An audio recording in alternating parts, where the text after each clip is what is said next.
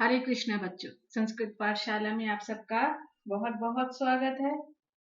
हमने पिछली कक्षा में सूची पर्यावरणम इस पाठ का सरलार्थ सीखा था और मुझे पूरी उम्मीद है कि आपको सरलार्थ बहुत अच्छे से समझ में आया होगा और आपको वो पाठ भी बहुत अच्छा लगा होगा। आज की कक्षा में हम सूची पर्यावरणम पाठ का अभ्यास कार्य करेंगे और देखेंगे कि किस प्रकार से प्रश्नों के उत्तर दिए जाते हैं। और यदि आपको ये सब अच्छा लग रहा है तो प्लीज चैनल को लाइक, सब्सक्राइब और शेयर करना ना भूलें। और अब हम आगे बढ़ते हैं और शुरू करते हैं शुचि पर्यावरणम अभ्यास। हमारा पहला प्रश्न है, एक पदेन उत्तरम लिखत। एक शब्द में उत्तर दीजिए। पहला प्रश्न, अत्र जीवितम कीदृशम जातम। यहाँ जीवन कैसा हो गया है। हमने अपने लेसन की सबसे पहली लाइन में ही पढ़ा था, अत्र जीवितम दुर्वहम जातम। तो कैसा हो गया है जीवन? दुर्वहम, कठिन। अगला प्रश्न है, अनिशम महानगर मध्य किम प्रचलति। दिन रात महानगर के बीच में क्या चलता है? क्या चलता है दिन रात? लोहे का पहिया। कालाय सचक्रम। तो हमारा उत्तर हुआ कालाय सचक्रम। अगला प्रश्न है, कुत्सित वस्तु मिश्रितम किम अस्ति। मिलावटी वस्तुओं का मिश्रण किसमें किया जा रहा है? वो क्या है? खाद्य पदार्थ। तो हमारा उत्तर है भक्षयम। अगला प्रश्न, अहम कस्मै जीवनम कामय।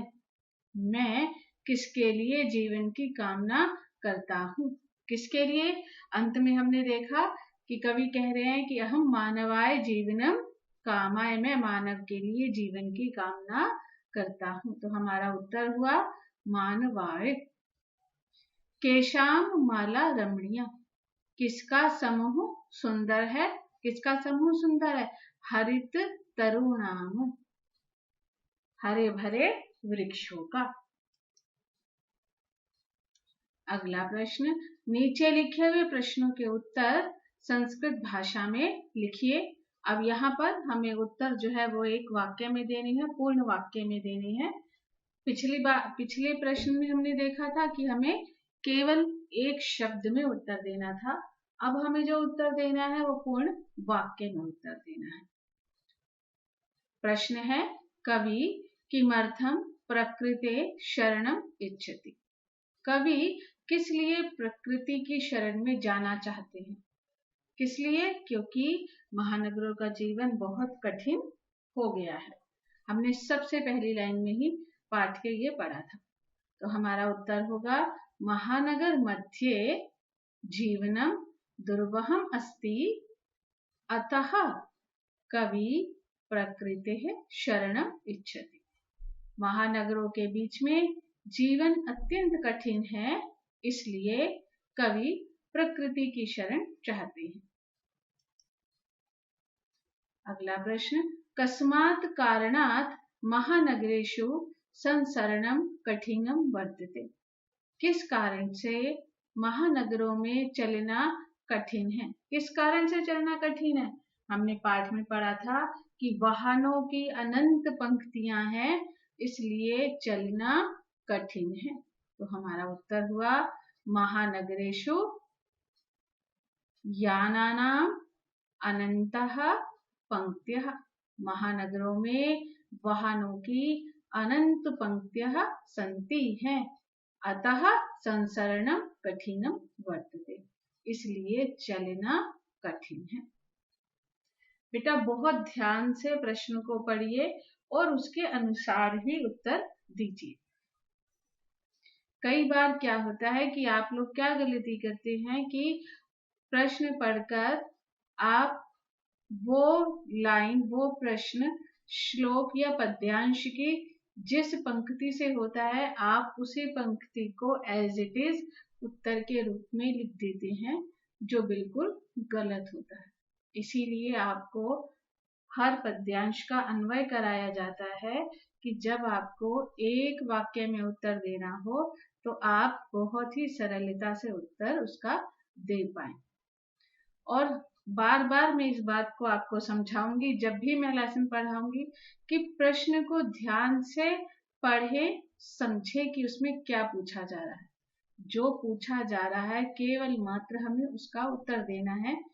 इधर उधर का कोई भी शब्द हमने श्लोक में से उठाकर या उस लाइन से लेकर लिख दिया और सोचा कि ये हमारा आंसर हो जाएगा, ऐसा नहीं है।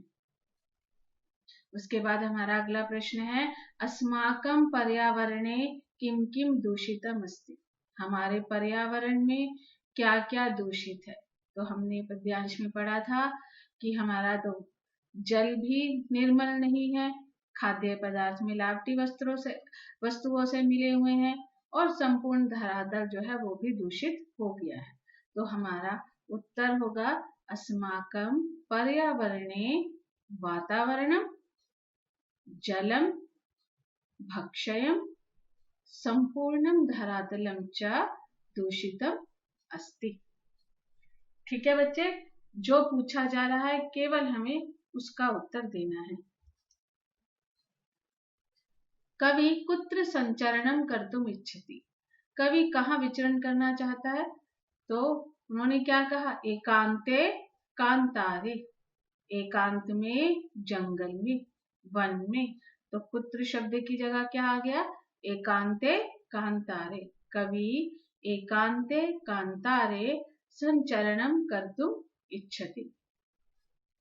अगला प्रश्न, स्वस्थ जीवनाय कीदृशे वातावरणे भ्रमणीयम। स्वस्थ जीवन के लिए कैसे वातावरण में घूमना चाहिए? पवित्र वातावरण में, शुद्ध वातावरण में। तो कीदृशे की जगह आया शुचौ। स्वस्थ जीवनाय शुचौ वातावरणे भ्रमणीयम। अगला प्रश्न, अंतिम पद्यांशे कवि का कामना अस्ति। अंतिम पद्यांश में कवि की क्या इच्छा है? कवि क्या इच्छा कर रहे हैं कि मैं मानव के जीवन की कामना करता हूँ। तो अंतिमे पद्यांशे मानवाय जीवनम कामना अस्ति। अंतिम पद्यांश में मानव के जीवन की कामना है। अगला प्रश्न है, संधि या संधि विच्छेद कीजिए।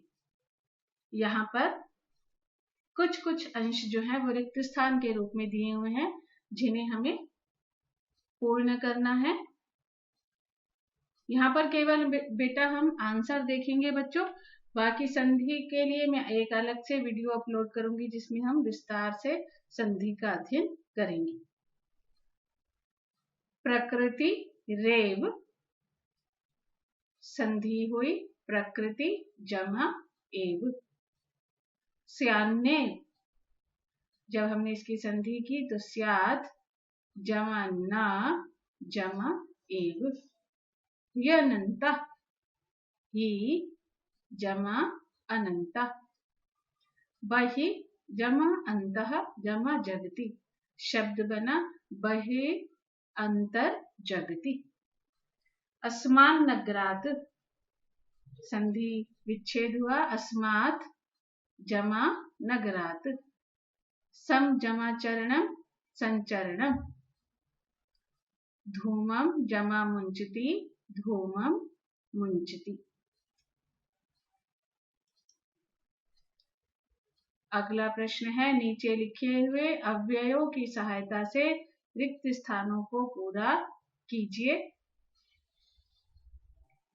अव्यय शब्द हमारे सिलेबस में है और 3 नंबर का ये प्रश्न हमें एग्जाम में करने के लिए आता है। जिस प्रकार से संधि 3 नंबर की करने के लिए, 3 अंकों की करने के लिए एग्जाम में आती है, ऐसे ही अव्यय शब्द भी 3 अंकों के एग्जाम में, परीक्षा में करने के लिए आते हैं।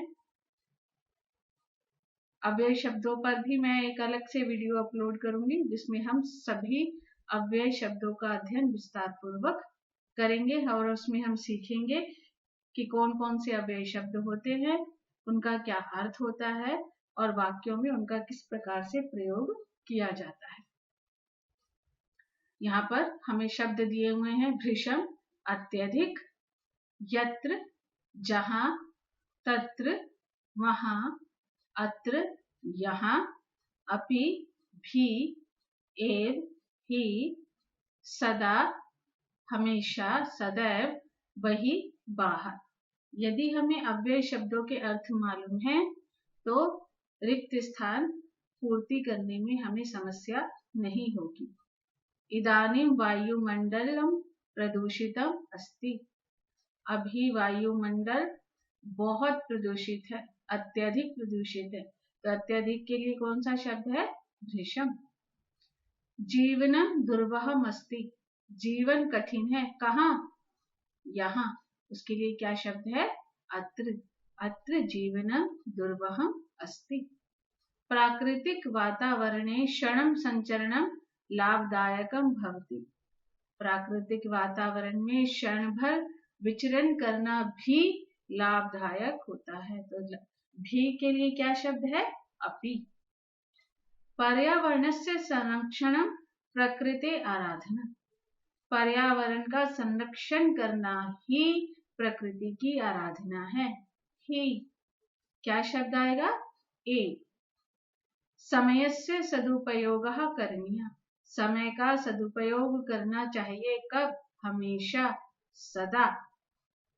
भूकंपित समय गमने उचितम भवति। भूकंप के समय जाना ही उचित होता है। कहाँ? बाहर। क्या शब्द आएगा? वही। हरितिमा। जहां हरियाली वहां शुद्ध पर्यावरण। तो जहां के लिए यत्र और वहां के लिए तत्र। आगे बढ़ते हैं। अगला प्रश्न है, नीचे लिखे हुए शब्दों के पर्याय शब्द लिखिए। ये हमें अपनी पाठ में से ही देखकर लिखने हैं। सलीलम जलम, आम्रम रसालम, वनम कांतारम, शरीरम तनु, कुटिलम वक्रम, पाषाणः प्रस्तरः। ये सभी शब्द हमारे पाठ में प्रयुक्त हुए हैं। उसके बाद अगला प्रश्न है, नीचे लिखे हुए शब्दों के विलोम शब्द पाठ में से चुनकर लिखिए। अब ये विलोम शब्द भी हमें पाठ में से ही चुनकर लिखने हैं। सुकरम, सबसे पहली लाइन में शब्द आया है दुर्वहम। दूषितम निर्मलम, गृह्णवन्ति मुंचति। निर्मलम दूषितम, दानवाय मानवाय, शांता अनंतः। उदाहरण के अनुसार पाठ से चुनकर समस्त पद और समास का नाम लिखिए। यहाँ पर विग्रह दिया हुआ है, हमें उसका समस्त पद लिखना है और समास का नाम लिखना है। यहाँ पर मैं केवल आपको बेटा उत्तर बता रही हूँ, विस्तार पूर्वक हम अलग से एक कक्षा में इसमें करेंगे। मलेन सहितम, पाठ में शब्द इस्तेमाल हुआ है समलम, समास का नाम है अव्ययी भाव। हरितः चायेतरवः, हरित तरुणा समास है कर्मधारय। ललितः चायालता, ललित लता नाम, समास का नाम है कर्मधारय। नवा मालिका, नवमालिका कर्मधारय समास। धृतः सुख संदेशः येन, धृत सुख संदेशम बहुव्रीहि समास। कज्जलम इव मलिनम, कज्जल मलिनम कर्मधारय समास। दुर्दान्तै दशनै, दुर्दांत दशनै कर्मधारय समास। ज्यादातर शब्दों में कर्मधारय समास है। कर्मधारय समास कब होता है? जब विशेषण और विशेष्य, जहां पर विशेषण या विशेष्य होता है या किसी के साथ समानता बताई जा रही होती है, तब वहां पर हमेशा कर्मधारय समास होता है। अगला प्रश्न, रेखांकित शब्दों को आधार बनाकर प्रश्नों का निर्माण कीजिए।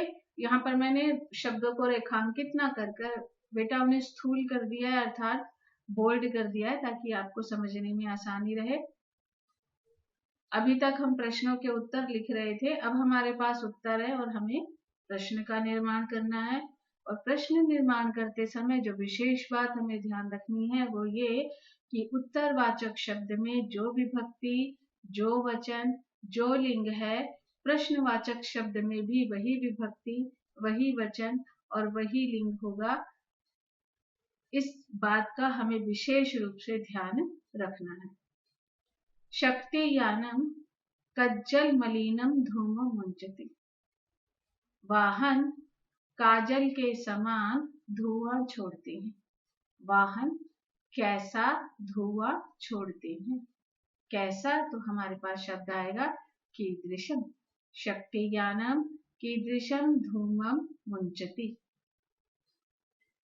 उद्याने पक्षिणां कलरवं चेतः प्रसादयति। उद्यान में पक्षियों का शोर या आवाज मन को प्रसन्न करता है। पक्षिणां, बगीचे में किनका शोर मन को प्रसन्न करता है। किनका, षष्ठी विभक्ति बहुवचन यहाँ पर है, तो प्रश्नवाचक में भी षष्ठी विभक्ति बहुवचन पुल्लिंग शब्द। उद्याने केशाम कलरवम चेतः प्रसादयति। पाषाणी सभ्यतायां लता तरुगुल्मः प्रस्तरतले विष्टाः सन्ति। पाषाणी सभ्यता में लता और वृक्षों के झुंड पत्थरों के नीचे पिस ना जाएं। क्या पत्थर के नीचे पिस ना जाएं? तो आंसर प्रश्न बनेगा यहाँ पर के पाषाणी सभ्यतायां के प्रस्तरतले विष्टाः सन्ति। महानगरेषु वाहनानां अनंता पंक्तियः धावन्ति। महानगरों में वाहनों की अनंत पंक्तियां दौड़ती हैं। कहाँ वाहनों की अनंत पंक्तियां हैं? तो क्या शब्द आएगा? कुत्र। प्रश्न बनेगा कुत्र वाहनानां अनंतः पंक्तियः धावन्ति। अंतिम प्रश्न है, प्रकृत्याः सन्निधौ वास्तविकं सुखं विद्यते। किसकी समीपता में वास्तविक सुख विद्यमान है? प्रकृति स्त्रीलिंग शब्द, षष्ठी विभक्ति एकवचन। किम सर्वनाम शब्द, स्त्रीलिंग शब्द, षष्ठी विभक्ति एकवचन। प्रकृत्याः कस्याः, कस्याः सन्निधौ वास्तविकं सुखम विद्यते। तो बेटा ये थे हमारे शुचि पर्यावरण पाठ का अभ्यास कार्य। मुझे उम्मीद है आपको बहुत अच्छे से समझ में आया होगा। आप इस वीडियो को बहुत ध्यान से देखिए और समझिए कि किस प्रकार से प्रश्नों के उत्तर दिए गए हैं। और यदि आपको ये सब अच्छा लगा है तो चैनल को लाइक, सब्सक्राइब और शेयर अवश्य करें और बाकी बच्चों के साथ को भी इस विषय में बताएं और उनके साथ चैनल को शेयर करें ताकि वो बच्चे भी इसका लाभ उठा सके। अब अगली कक्षा में मिलते हैं, तब तक के लिए हरे कृष्ण।